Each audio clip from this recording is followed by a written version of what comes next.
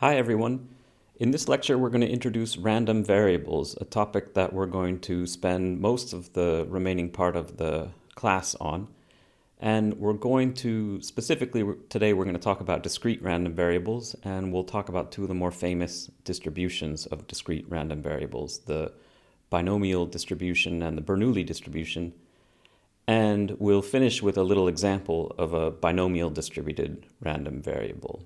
I should add that the resolution of the iPad on this lecture is a little bit grainier than it will be on the future lectures. So sorry about that. It shouldn't be a problem in future lectures. Okay, let's get started.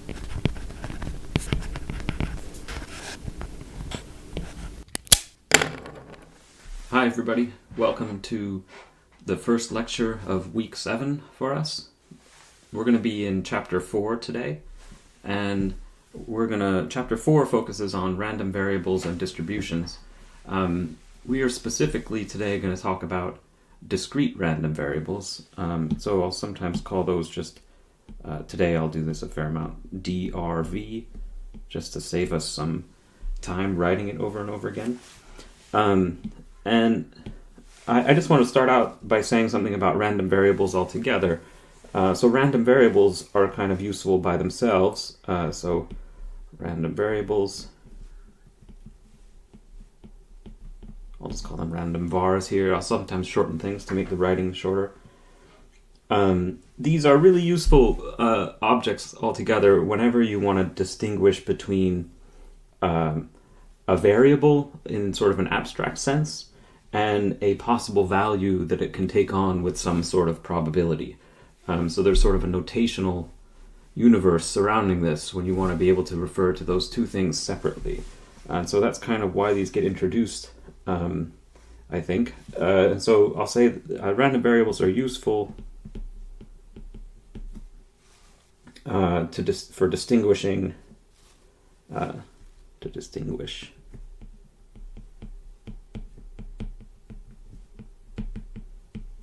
between, I'll just abbreviate that as well, a variable in an abstract sense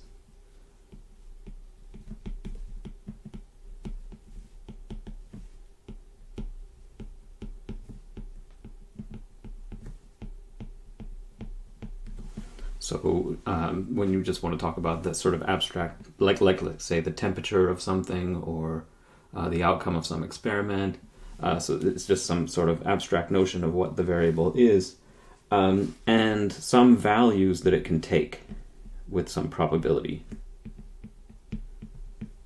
Values they can take on with some probabilities, or with probabilities.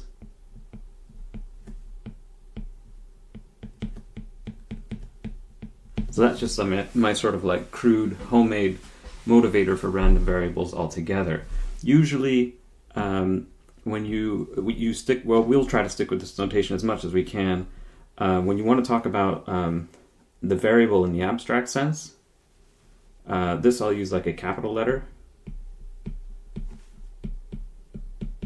So capital X is pretty common, we're using that a lot. And the values that they can take on with some probabilities, these I'll use as like lowercase letters, or I'll denote them with lowercase.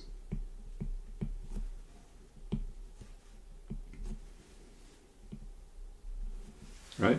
So hopefully this will become more clear as we go. The first thing we're going to do is give kind of a more formal definition of a discrete random variable.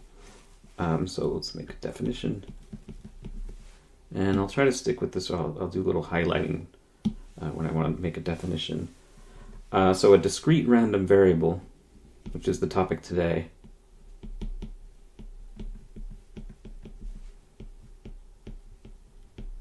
I won't always write it out, of course. But this is the thing we're defining, so I'll highlight that. Discrete random variable is a variable that can take on a finite or countably infinite set of discrete real values. I don't think you need the real values in there, but we'll do it. Is a variable that can take on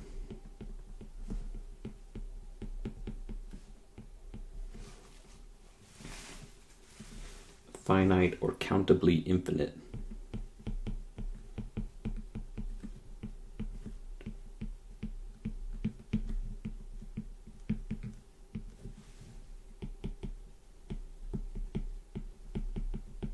set of values.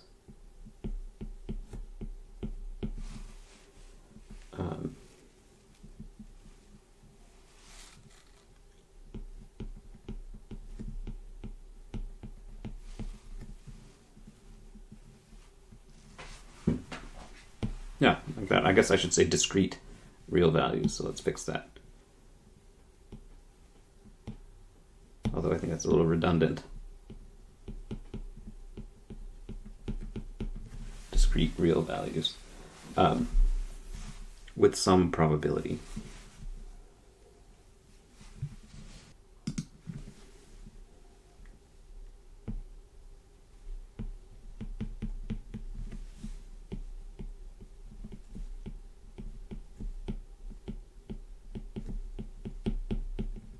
So I think this is sort of a slightly paraphrased version of the definition that you'll see in your notes, but it's pretty close. And let's just give you a really simple example of one. So just a really basic example. So an example of a discrete random variable. Let's say capital X is my DRV, discrete random variable, and let's say it's the outcome of tossing a fair coin.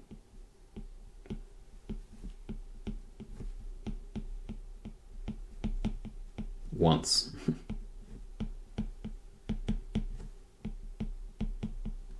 Right, so what are the values that X can take on here? Well, it's a little funny, right? So coin values aren't really numbers necessarily, but we can certainly assign numbers to them. So let's say that a heads, we'll call that 1. And we'll say that a tails,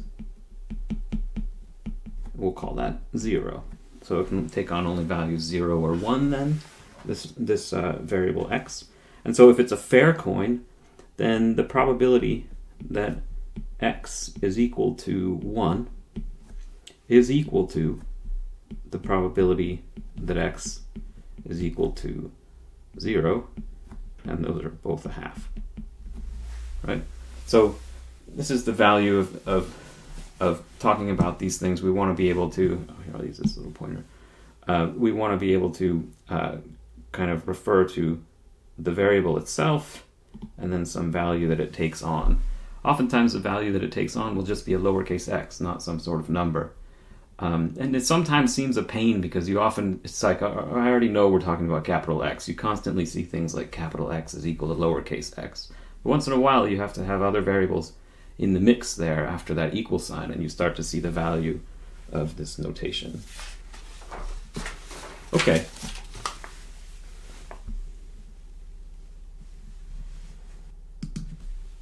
Okay, so let's now make a new definition for the probability mass function. All right, so let's say let X be a DRV. With possible values, we'll name them.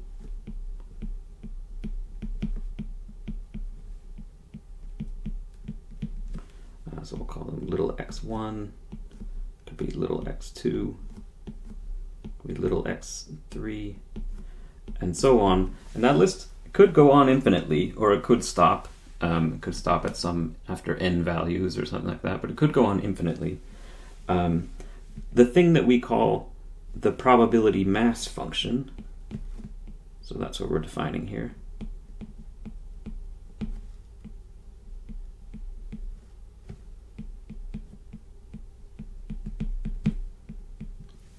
So I'll highlight this, the probability mass function. That's the thing we're actually defining. So this is also, it goes by the name PMF. It tells you the value. It tells you the probability that x can take on each of these values. So we name it. So the probability mass function for x, for capital X, is little f of little x, such that. Now you could, there's sort of two ways to write this. One maybe is a little bit sloppy. I'll do the sloppy way first. I kind of like it. So this, you could just say, so f of x is equal to the probability that capital X is equal to lowercase x. Right? You could just say that. I think that's okay. But maybe you want to use the version that you'll see in the notes. I'll put that one. It's probably a little bit better. Or rather, it's a piecewise definition. It looks like this. So it's the first one, probability that capital X is equal to little x, if little x is one of the possible values that it can take on.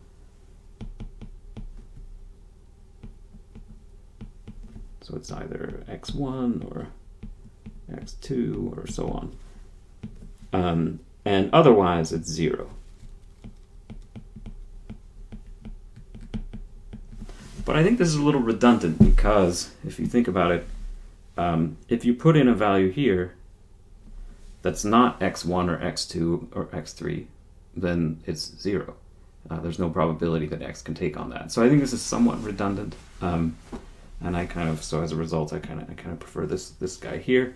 But maybe there's some value to this kind of way of defining it, so we can leave those both there.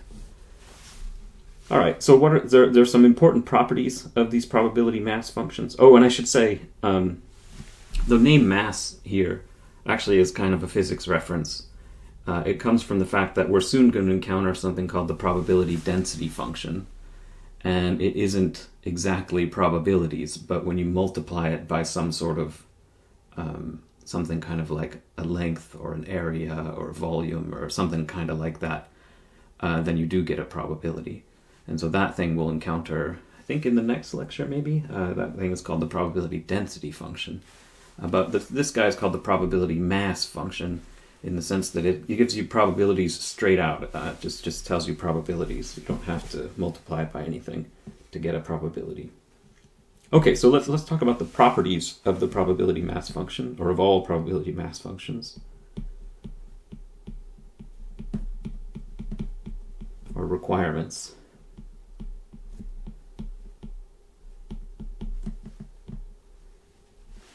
All right, so properties are the following. So let's say that x is in this set, x1, x2, and so on, just like before. Let's say this is a discrete random variable with PMF f of x.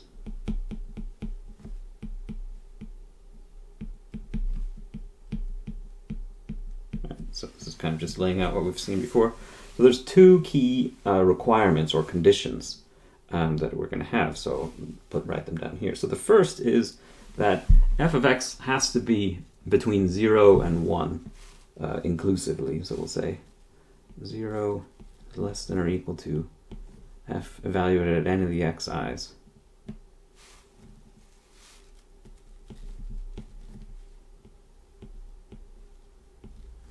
Sorry, the writing's getting pretty clumsy here. I'm better on the chalkboard, I promise. I'm not perfect there either, though.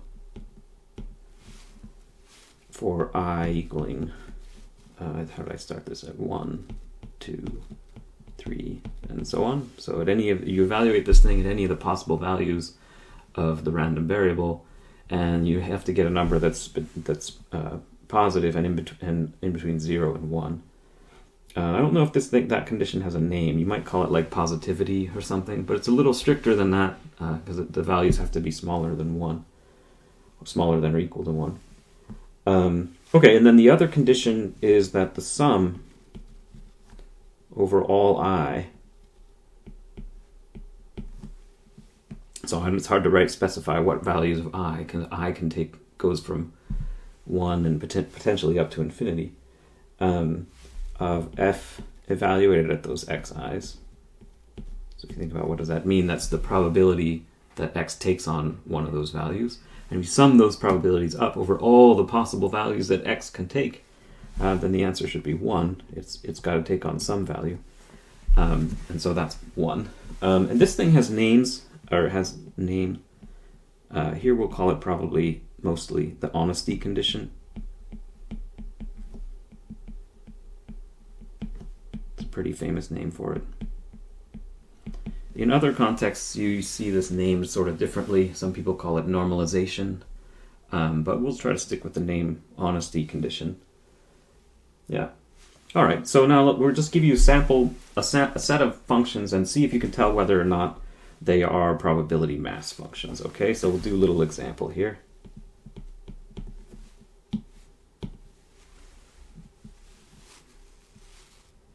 Oops. Okay, which is a valid PMF? Right, and so I'll just write down some samples. A, f of x is equal to 1/2 to the power x for x equaling anything bigger than or equal to 0 integers. Right, so that goes on forever. That's one option. Here's another one. F of x is 1/3 x minus 1.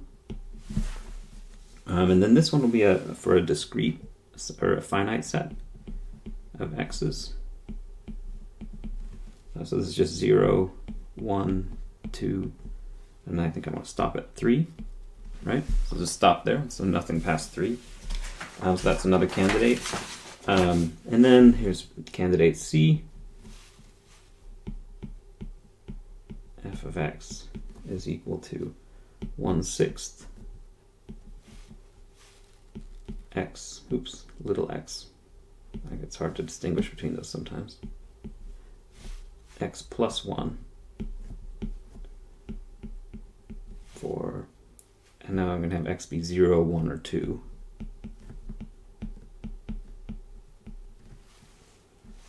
And then the last one, D, we'll say f of x is equal to 1/n.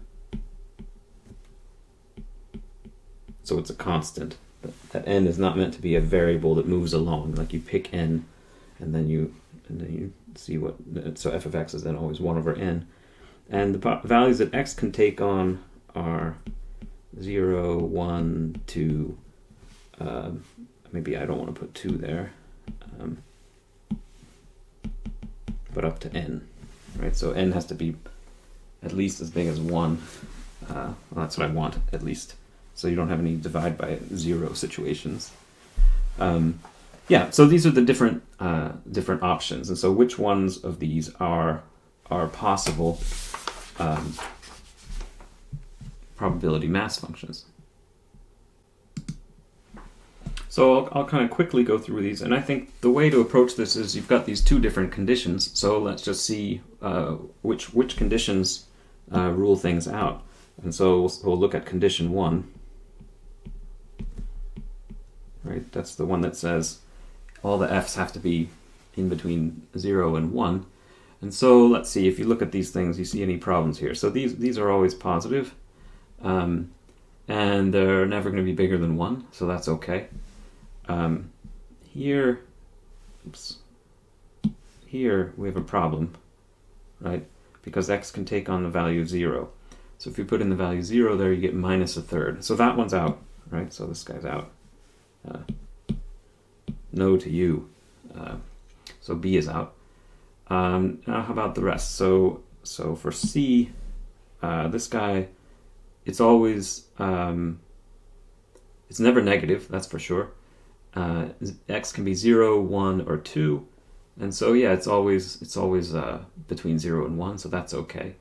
And then the last one, yeah, so since n is 1 or bigger, at least that's how I said it, then that's okay as well. If somehow you allowed n to be 0, then this wouldn't fly. So these are okay. So condition 1 only rules out option B. So now let's look at condition 2. This one's usually a little bit harder to see or to do. Some of these are really easy to work out. So these guys in particular, the ones that end just have a really simple finite set, those are super easy to work out. We don't have to work on B though, that one's already ruled out. If you put in C, or if you look at C, right, and put in each of these different values, it turns out it does give you 1, right? So you can just check that. So what would we have? So I'm checking C here. So I've got sum, or I don't have to write a sum. Here, let's do this. So what do I have? I've got 1/6, and then 3 different x plus 1s. So it's going to be times 0 plus 1, so that's 1. 1 plus 1, that's 2. And then 2 plus 1, that's 3. And so this is 1. So that passes, right? So that guy is a winner. Maybe there are others that are allowed. It turns out there are not. But maybe there are. So let's just talk a little bit. So it turns out, I'll just tell you.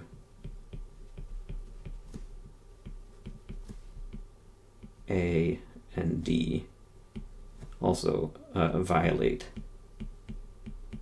the honesty condition.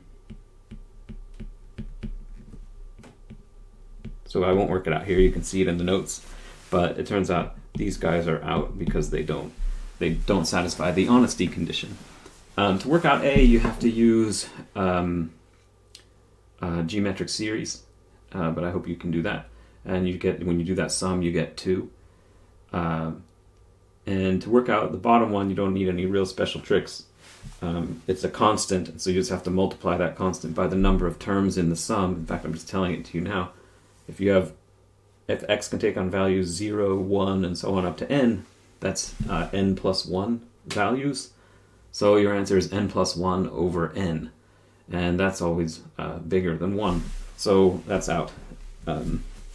Yeah, so A is a little bit harder to work out, but you can see it in the notes. You just have to do a geometric series. And I think what you get is 2 instead of 1.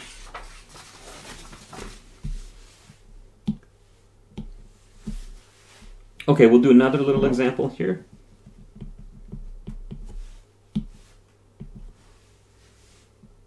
Let's suppose that x is the number of heads that you got after you tossed a fair coin twice, right? So x is equal to number of heads. So I guess I should say heads outcomes after tossing a fair coin twice.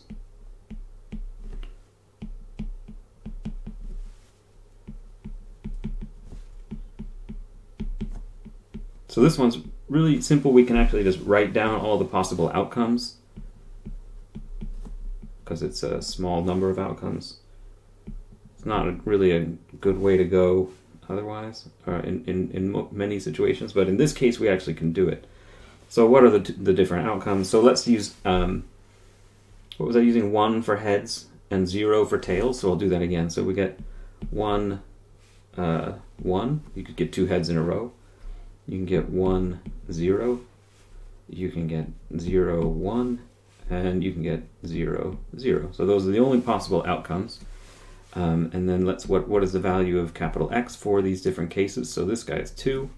This guy is 1, 1. And 0. It's 4 possible values. And then let's use these.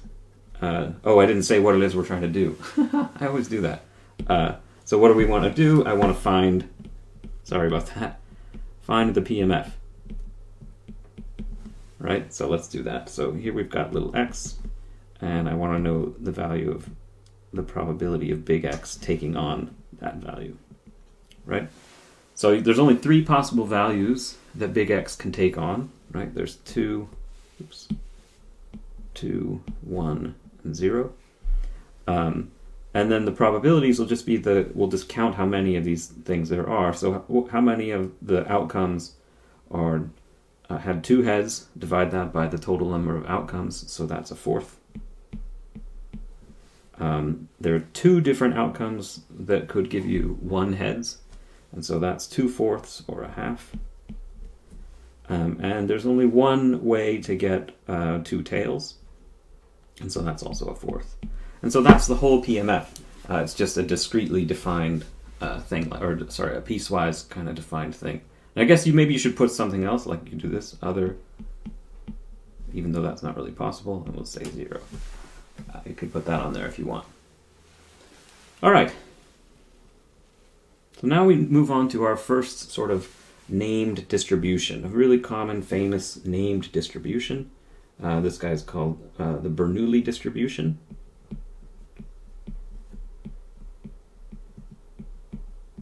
I'm not sure which, I think there's more than one Bernoulli. I'm not sure which person this is named after.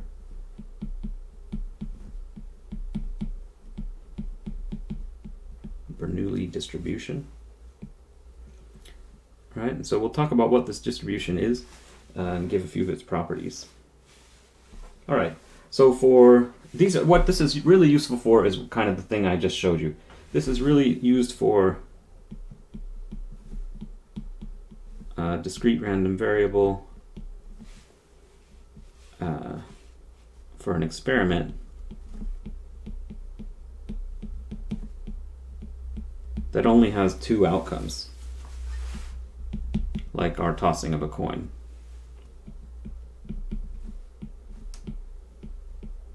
Two possible outcomes. So that's what this guy is actually used for. And then we'll name here the 2 different outcomes. We'll also use the numbers 1 and 0. Those could be for like heads or tails. But the common name that's used here is outcome number labeled with the number 1 is called a success. And outcomes labeled with the number 0, those are often called, you don't have to use this, but this is what we're going to do. These are called fail. And the formulas that we're going to get for this distribution rely on this particular convention. It doesn't matter what you call success or fail exactly, but it matters that you label them 1 and 0. If you could name them 10 and 3 million, that would also be fine. It's just a label. But that would change the formulas that we're going to develop here. Okay, so, and these experiments, these things go by a name. An experiment that has only 2 possible outcomes. This thing is called a Bernoulli trial.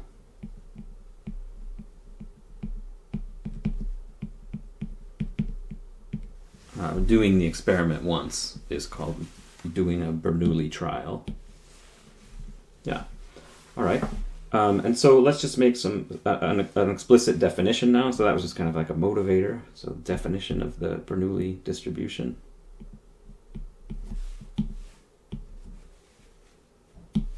Okay, so if a discrete random variable x is Bernoulli distributed, or I'll say has Bernoulli distribution, that's another way to say it, has the Bernoulli distribution,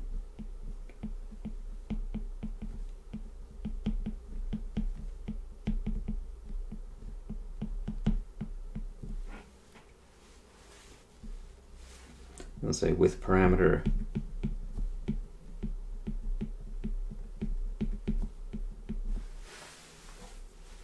I should actually kind of move this down, make it kind of a focal point.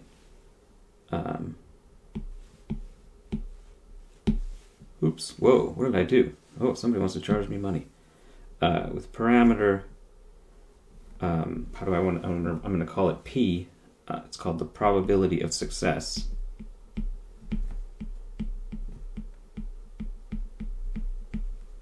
I should say the probability of success parameter. How about that?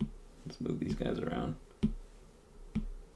I'm so addicted to this way of taking notes now. It's going to be hopeless for me to go back onto the regular board. All right, so with probability of success parameter p, which will be in the interval 0 to 1 inclusive, then the following is true. So first of all, we say, we denote this by saying x tilde. The tilde means has the distribution or follows the distribution, or there's different ways to say that. And then we write BERN P. Right, that's just a notational thing. I'm telling you what this means. When I write BERN, it means Bernoulli distribution. You could see other people might use different things here, but that's what we're going with. Also, it means that x can take on only two values.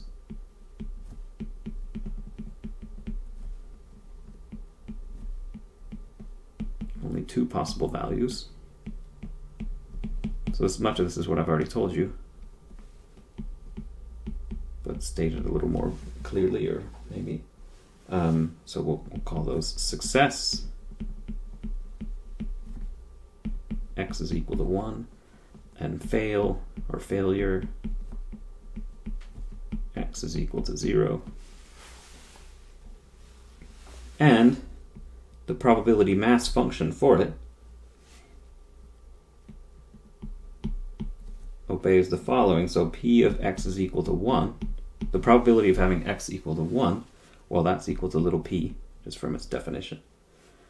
The probability that x will equal to 0, the probability of a failure, since there's only two possible outcomes, and they have to sum, their probabilities have to sum to 1, this has to be 1 minus p. Sometimes people call this q. I'll try to avoid that, I think, but you'll see that often. People call 1 minus p q. You'll see that in a lot of places. And then, so the PMF then, I mean, there's different ways to write this PMF, right? So you can get fancy. We're going to get a little fancy here. So f of x is equal to, so here's the simple way, right?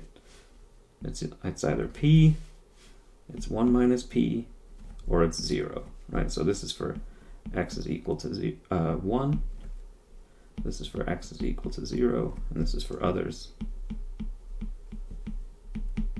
That's really the simplest, kind of most verbose or clear, I think, way of writing down the PMF. But you can get a little fancier, and people do. So I'll do that. It's kind of cool. Or you can write this as the following. F of x is equal to, those first two options can be written as one line. It's kind of neat. So p to the power of x times 1 minus p to the power of 1 minus x. So if you think about this, it's kind of a clever trick for x equaling 0 or 1. So those give you back the right result either way. So you can try put in the 0 and put in the 1, and you should see you get the right result. Otherwise, it's 0. So this is kind of like the clever way to express this.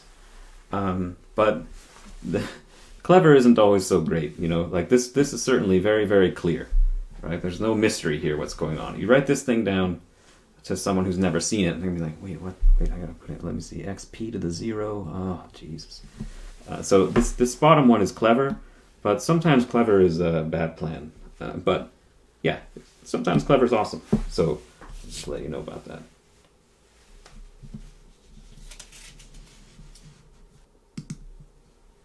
So what you should do when you see this is you should check that the conditions are actually correct or held or obeyed.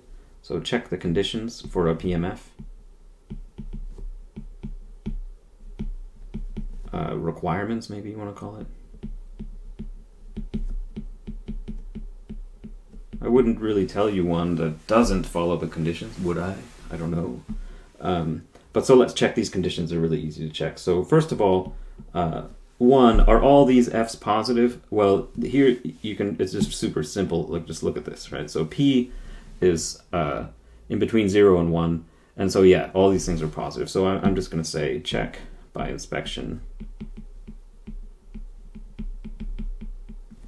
And then 2, that's the honesty condition, or the so-called normalization.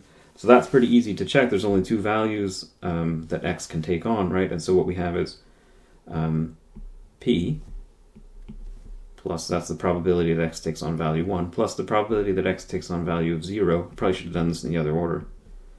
1 minus p, right? And do those add up to 1? Yeah. Okay, so those are both fine. Right, so that's a really simple distribution, the Bernoulli distribution. It's super famous. It really is used kind of to develop other distributions, which we're about to do. So we're going to introduce a new one here called the binomial distribution.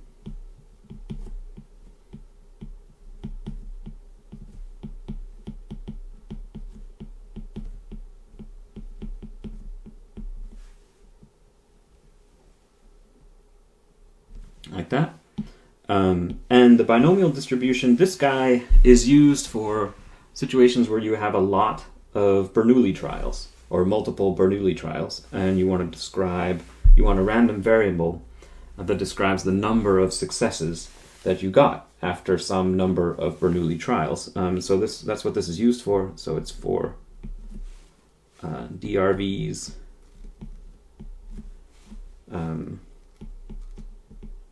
That are, this is just my sloppy definition, the number of successes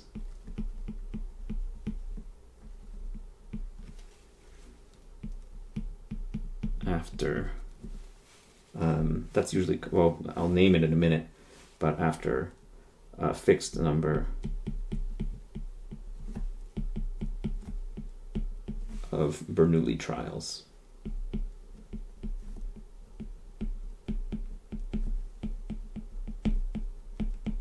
So if you're going to talk about Bernoulli trials, you have to say what P was for those things. So I'll say like with parameter P. Right, so there's two parameters for the Bernoulli distribution. One of them is this. There's two parameters for the binomial distribution. One of them, it inherits from the Bernoulli distribution. It's the probability of one Bernoulli trial having a success. And then the other parameter is here. It's the fixed number of Bernoulli trials. So those are the two different parameters for this thing. And let's just make more formal definition, then you can see them. Okay.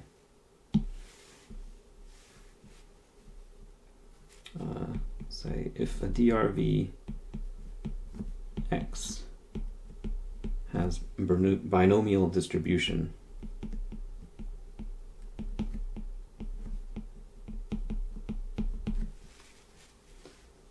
with parameters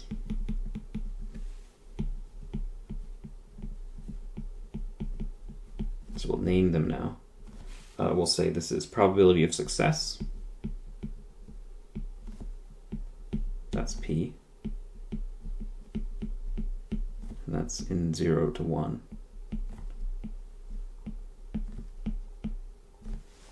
And then number of trials. Fixed number of trials.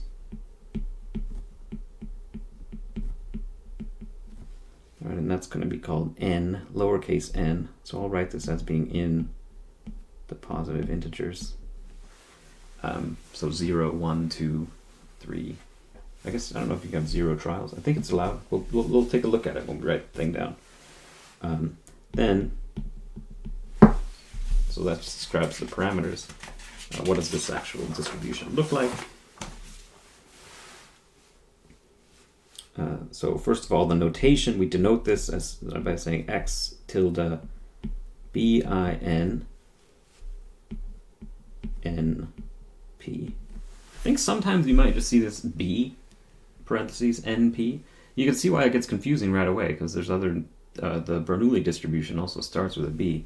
It only has one parameter though, so maybe it's somehow obvious. We'll say x can take on integer values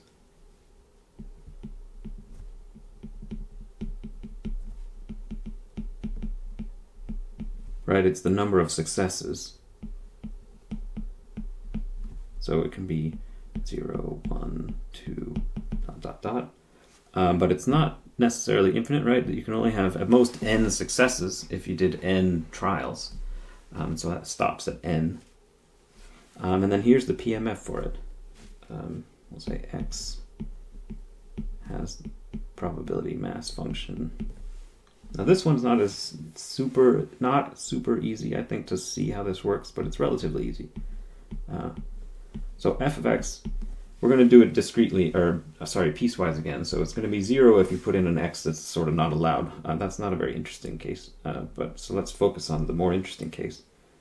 If you put in an x that's somehow between 0 and n, right? So this is going to be, for the top, it's going to be for x equaling 0, 1, ... up to little n. If you do that, then the distribution, or the PMF, looks as follows. Nx, this is a binomial coefficient,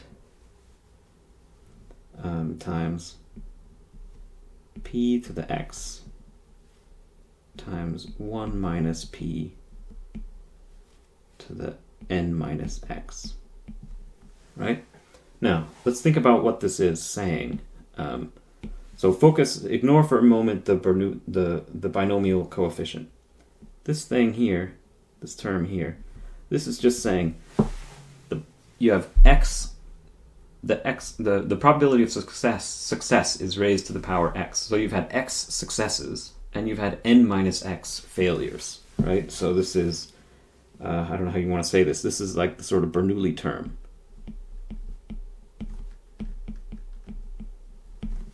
Right, it's just counting up the number of successes, raising p to that power, counting up the number of failures, and raising 1 minus p to that power. This other term here, this is the number of orderings.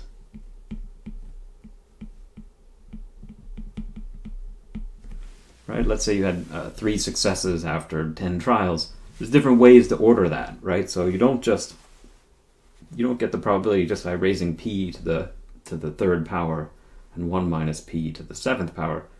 There's more to it than that. There's different ways to have gotten that result. And so you multiply it by this binomial coefficient, which gives you the number of orderings. So that's how to kind of look at, that's how to interpret that PMF. And of course it's 0 otherwise.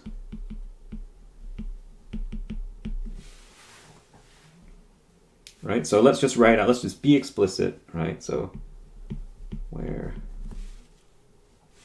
C, so you should have seen this before, but chapter 2, section 5. This binomial coefficient nx is, by definition, it's n factorial over x factorial, then n minus x factorial. Where this thing is the number of different orderings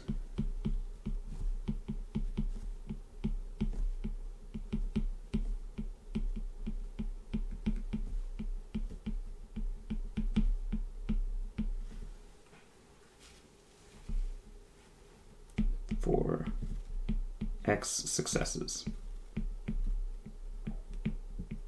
I should say also for n minus x failures.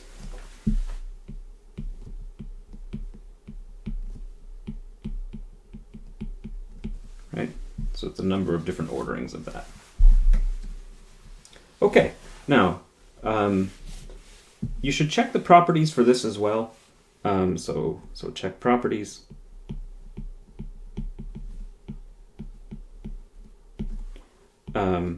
This one, okay, so first of all, the kind of positivity condition, right? So all those f's have to be positive. They are, right? The binomial coefficients are always positive, and the number of orderings, right? There's always a positive number of orderings. P is positive, so it's raised to some power. It's fine. 1 minus p is also positive because p can't be bigger than 1. And so we're fine with condition 1. So again, we'll say this check by inspection. It's not a very interesting check. To check number 2, I'm not going to do it, but I'm going to tell you kind of how you do it. So 2 is a little bit harder.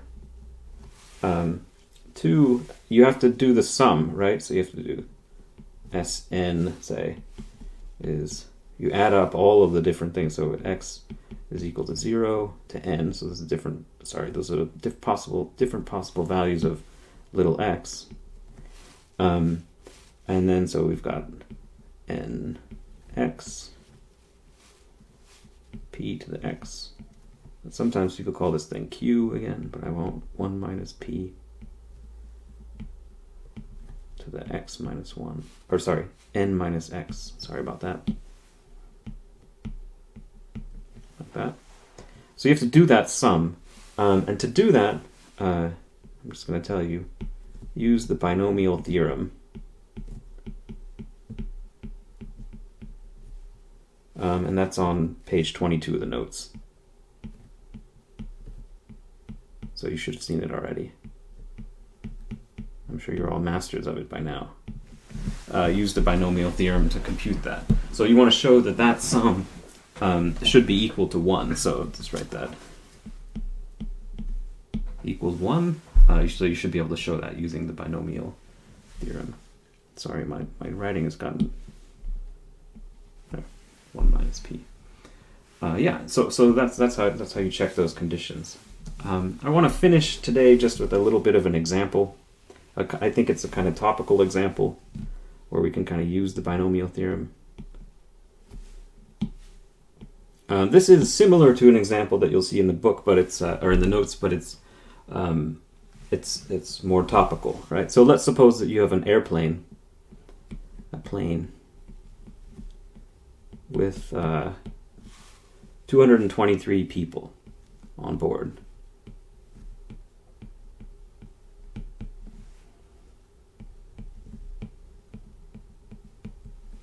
Right? And let's suppose that those people, so this is rough, I think that I looked up some plane and found how many people can fit on it, added some people for the pilots and the crew. And so this airplane, let's say that you filled it with people randomly sampled from London. A little unrealistic, but randomly sampled from London.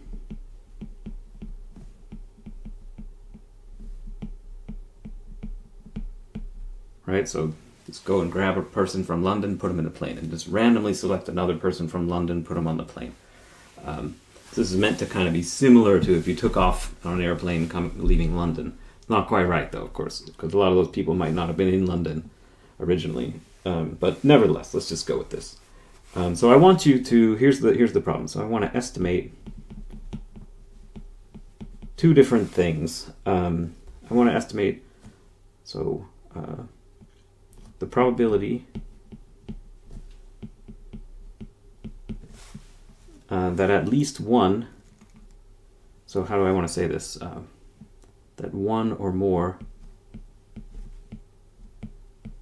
people on the plane, I'll say people, I better be careful, people on plane, no loopholes, tested positive for coronavirus.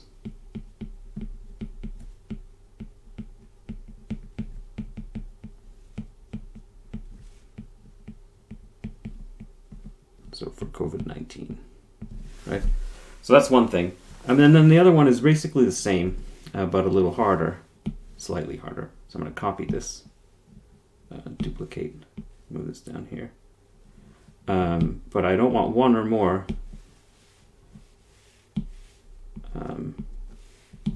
I want two or more. Sorry. It's a slightly different calculation, right? So let's try those two different things. Right now, and you'll notice I haven't given you any information right now. So okay, so you might have to look stuff up. But of course, this answer changes from day to day. And so I'll say, you say use current data or something. Go find out what to do. But so this is a Bernoulli, or sorry, a binomial kind of situation, right? So let's make capital X equal to the number of COVID positive passengers.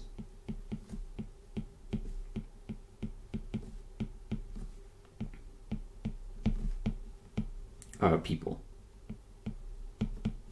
on the plane.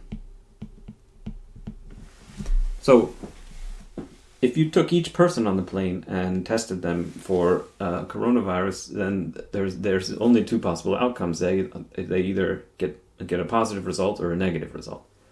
And so those are Bernoulli trials. But we want to test all those people, so we're going to test whatever it is, 223 of those people. So somehow a binomial distribution describes x, where x is now going to be the number of successes, where here a success is testing a person testing positive.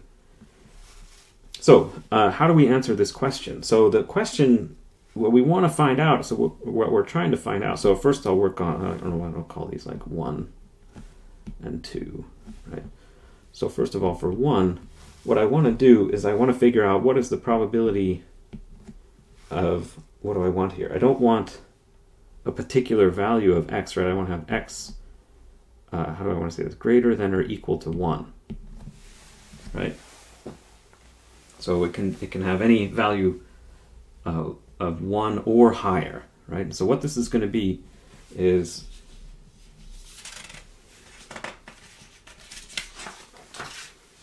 it's the probability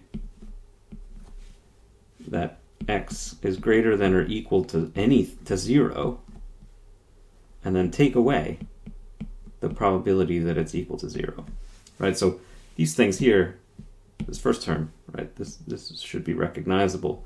The probability that x takes on any number from 0 or higher, that's 1, right? And so what I'm really after is 1 minus the probability of x equals 0. Sorry, I should have written x equals 0 here. Right? So that's the way to approach this. So the real challenge is to figure out the probability that you have no successes when you test all the people on the plane.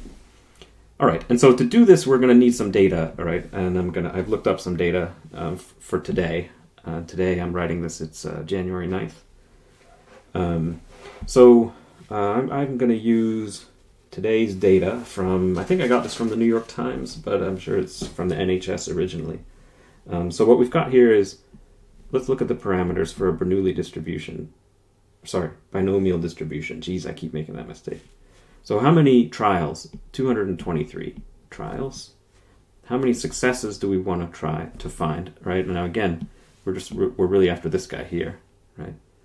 And so we want to have little x equal to 0, so no successes. And then what about probability of a success? So that's where you have to look up some data. And it turns out that in London today, I think in what the New York Times calls the Greater London area, this probability of a, well, so this is a little slippery here.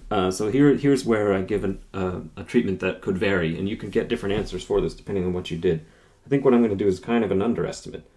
But there is currently, so I'm going to estimate P to be 152, how do I want to write this? New cases. New cases per day. So that's the 7-day averaged number of new cases on this day that I'm recording this lecture per 10 to the 5 or 100,000 people. Right, so that's how I'm going to get P. Now that's probably an underestimate because this is really kind of reframing the question into these people tested positive today, or they newly tested positive today. So it could be also people who tested positive yesterday that we want to account for as well. But anyways, if you put this in, what you get is about 0.00152. Pretty small number, seemingly, I guess. And then you evaluate probability that x is equal to 0. And this is, okay, so we write down our binomial coefficient. You don't really have to do this, it's such a simple case, but let's do it anyways. 223, number of trials, 0 successes. And then number of successes is 0, so p to the 0 times 1 minus p to the 223. Right? P to the 0 is 1. 1 minus p is close to 1, but it's smaller. And so we'll have to put that in. And then the funny... so this thing, you kind of look at it and tell by inspection.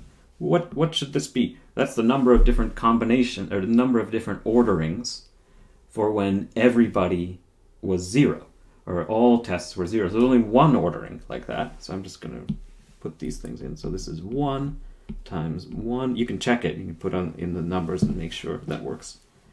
And then you just get 1 minus p. So this was sort of an easy question.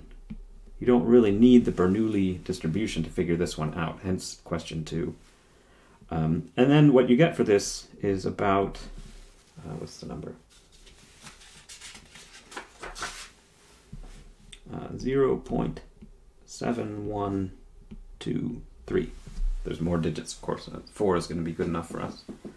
So there's about a 71% chance that everybody on the plane tests negative. So that means if the question is, I want to find the probability of x being greater than or equal to 1, so that's just 1 minus this number, right? It's about 29%, a little bit smaller. Which I don't know if that, and I do think this is probably a sort of an underestimate because of how I chose to make p out of only the number of new cases that day. But yeah, it's a worrisome figure. I think it makes me not want to get on a plane. Yeah, so you can try this in other circumstances, right? You can what are the chances of somebody in Fife having? Oh, what if you filled the plane with people from Fife? I think you get a number of about 13%. You have to look up the different value for p and so on. And then I won't do the second part, but I'll just sort of say how, because I'm short on time here. But so the probability that x is greater than or equal to 2, that's really simple. It's not really simple per se, but it looks similar. So it's the probability, so it's 1 minus the probability that x is equal to 0, minus also the probability that x is equal to 1. Right, and so we've already figured out this guy here, but we haven't figured out this guy here. I'll tell you the answer if you want to try it. This guy is about 0.2418. And so when you couple that with the probability of x is equal to 0, the answer you get for this one is smaller, quite a bit smaller. So this is about 5%. So there's about a 5% chance that there's 2 or more people on that plane who would test positive if they were getting newly tested positive that day. Something funny is going on there with that definition of p. Okay, so that was our first use of random variables. We looked at discrete random variables, specifically Bernoulli and binomial distributed random variables. We saw the probability mass function, and we tried out a little example using some outdated COVID data. You should try that example again with newer data, or maybe make it less of a sort of a upper limit type of an answer. Try to improve the answer by using maybe some better input, not just more timely, but maybe a better choice. But yeah, I hope you enjoyed that lecture, and I'll see you next time.